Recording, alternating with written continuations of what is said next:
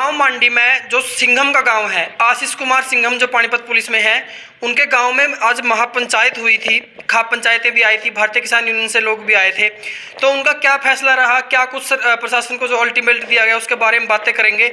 सिंघम के पिताजी श्री आनंद कुमार जी हमारे साथ मौजूद हैं और साथ में रविंदर जी हैं, गाँव आट्टा से, भारतीय किसान यूनियन से आते हैं। ये भी सुनने में आया कि इनके ऊपर भी केस दर्ज हुआ है। सारी बातें करेंगे कि जो पंचायत का क्या कुछ फैसला रहा। तो सबसे पहले राम राम जी। राम राम जी सभी दर्शकों को। क्या कुछ कहना चाहोगे, जो फैसला हुआ है, क्या फैसला लिया गया वैसे? देखिए, जो ये तंत्र है, ये तंत्र आवाज़ दबाने की कोशिश करता, खासकर संघर्षशील लोगों की। लेकिन उनको ये नहीं पता है कि जो संघर्षशील लोगों की जो आवाज़ दबाई जाती है वो दोगुनी रफ्तार से बढ़ती है।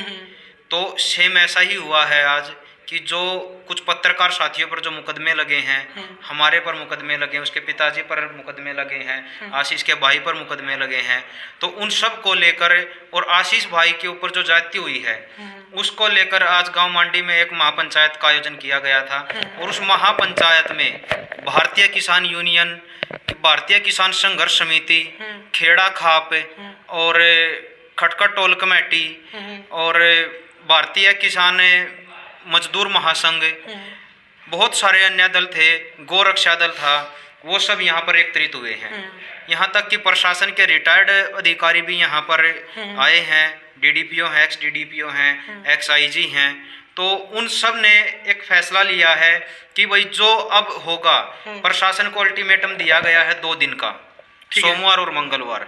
या तो प्रशासन इस 2 दिन में सचेत होकर ये जो कानून कार्रवाई जो अन्य साथियों पर की गई है इसको वापस ले, नहीं तो आगे की जो कार्रवाई है वो पंचायत ने निर्धारित कर ली है कि हम सोमवार मंगलवार का दिन प्रशासन का है और बुधवार का दिन हम सब संघर्षशील लोगों का है। जो हमने निर्धारित किया है कि आगे क्या होगा, हम मिनी सचिवालय पर घेराव करेंगे और वहीं पर हमारा धरना प्रदर्शन तब तक जारी रहेगा जब तक मीडिया को इंसाफ नहीं मिल जाता, तब तक उन साथियों को इंसाफ नहीं मिल जाता, और जब तक आशीष सिंघम को इंसाफ नहीं मिल जाता और मुकेश त्यागी के खिलाफ FIR दर्ज नहीं हो जाती और वो जेल में नहीं चले जाते, तब तक हमारा वो संघर्ष जारी रहेगा। तो एक ये विनती है आपके माध्यम से कि मीडिया के जितने साथी हैं वो आज इकट्ठा होकर अपनी आवाज़ को बुलंद करने का काम करें, क्योंकि ये आवाज़ का जो मीडिया का है वो गला घोटने का काम किया जा रहा है इस तंत्र के द्वारा। जब तक सारे मीडिया कर्मी एक नहीं होंगे, जैसा किसान आंदोलन में हुआ है, सेम वैसे ही सारे मीडिया कर्मियों को एक होना होगा और इस सरकार की नाक में दम करना होगा। जब तक हमारा संघर्ष जारी रहेगा, इस संघर्ष के दौरान हम प्रशासन को बैकफुट पर भी लाएंगे, उनको झुकना भी पड़ेगा। जो जो कार्रवाई इन्होंने अब तक की है वो सारी की सारी जो रोड जाम करने की धाराएं लगाई हैं कि वो रोड जाम किया है, खुद उसके पिताजी को, आनंद जी को, वो रोड पर फेंक कर जाते हैं और वो बोलते हैं कि आप लोगों ने रोड जाम किया है। उसके खिलाफ सभी पुलिस कर्मियों के ऊपर बाकायदा FIR दर्ज होगी।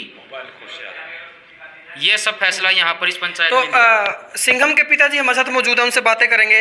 अंकल जी, आपके गांव की पंचायत हुई आज, बहुत सारे जो दल आए आपके गांव के अंदर, तो कितना क्या कुछ सहयोग मिला गांव की तरफ से आपको? ये जो हमारे साथ है गलत पुलिस प्रशासन ने किया है और हमने इसे गाँव वासियों को बता दिया है, वैसे ऐसे जाती हुई हमारे साथ। तो सारा गांव और गुआंढ इकट्ठा होया है, इन्होंने अपना फैसला लिया है, वो जो लिया है वो हमने मंजूर है। ये सारा गांव और बाहर के जो पड़ोसी गांव हैं और दूर से जो आदमी आए हैं उन्होंने जो फैसला लिया वो करेंगे। इसके बारे में उन्हीं को जानकारी है। और इसे कितना खुश आप पंचायत के फैसले से? सारा खुश हैं जी। हमारा बोझ उतर गया जी। आज मेरे सिर पर जो बोझ था मैं तो चाहूँ कि हल्का हो गया। ये गांव और गुआंढ ने और इस हरियाणा के लोगों ने उठा लिया। इतनी खाप आ रही थी, इतने दल आ रहे थे, इतने आदमी आ रहे थे, उन्होंने सारी जिम्मेवारी अपने आप ले ली। भाई हमारा काम है यो इस अन्याय के खिलाफ इस जो प्रक्रिया पुलिस प्रशासन करी है हम जाने और हमारा काम जाने। अच्छा, कहीं ना कहीं जब पंचायत होने से पहले, जब पंचायत की बात भी नहीं हो रही थी कि पंचायत होगी कि नहीं होगी, तो क्या आप अपने आप को अकेला महसूस कर रहे थे? नहीं, अकेला तो नहीं कराया था, मुझे पता था और पहले भी बहुत सहयोग मिलता रहा है, मिला है। अकेला तो नहीं, इस समाज का, इस भाईचारे का, बल्कि मैं तो यह कहूँ कि हरियाणा ही नहीं, सारे भारत देश का जो है सहयोग फोनों के द्वारा या जो हम मोबाइलों के द्वारा, ये जो वीडियो वगैरह हो उनके द्वारा जो मिल रहा है, अकेला तो महसूस कराया ही नहीं, और अब तो है ही नहीं महसूस अकेला। ये तो देश ने, इस हमारे सारे जनता ने, सारे देशवासियों ने उठा लिया। अच्छा, जो मीडिया कर्मियों के खिलाफ जो एफआईआर दर्ज हुई है उसमें आपका नाम भी है कि रोड जाम किया मीडिया कर्मी वाले ने, कुछ यूट्यूबरों ने, तो उसके ऊपर क्या कहना चाहोगे? फिर सारे झूठे कुछ बना देगा तो उनकी मर्जी है।